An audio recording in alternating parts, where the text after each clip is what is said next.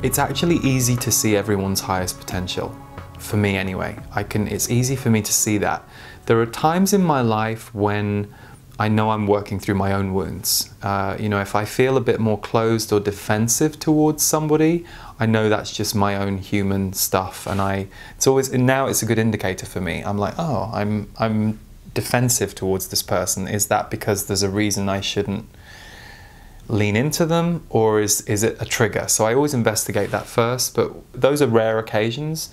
When that isn't happening, yeah, you can always see the potential for love in people, but you can also, I also see where the love has been stamped out or shut down. When I look at people, I've come to realize now that I feel them first and process them mentally second. Yet it's interesting, I think I've developed a speed at the mental, especially given, you know, one of my jobs is to give language to energy. I've developed a speed with my mind around that just through doing this for a job, that the two almost seem like they happen at the same time. But what I've understood is I feel first and interpret second. I'm sure most people do this at some level. I imagine all of us do.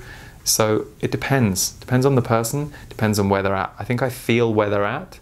But if you really just gaze at someone for a minute and be with who they are and the totality of who they are, not just what they're projecting or showing, it's interesting because often you can see the love in a very quiet person, and you can see the pain in a very extrovert person who's projecting happiness. So I think you have to look carefully and feel carefully for a while to see what the measure of a person is.